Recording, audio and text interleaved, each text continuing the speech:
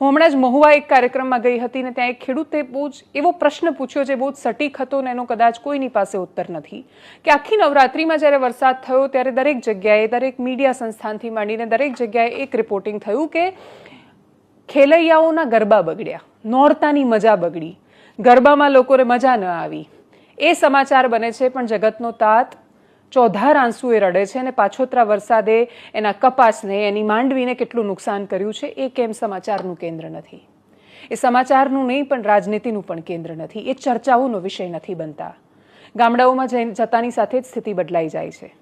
ગુજરાત એ most અર્બનાઇઝ state છે. આપણી પાસે સૌથી વધારે એવી વસ્તી છે કે જે શહેરોમાં રહે છે અને શહેરોમાં રહેતા માણસોની સમસ્યાઓ બહુ અલગ છે. એમને એ પણ નથી ખબર કે મગફળી છે એને પાંદડામાં શોધવાથી નહીં અને એ અંદર મૂળમાં થાય છે. કદાચ એ લોકો ગામડે જાય તો એમને બટાકાની ખેતી કેવી રીતે થાય છે નહીં સમજાય. એ નહીં સમજી શકે કે કપાસની ખેતી કેવી રીતે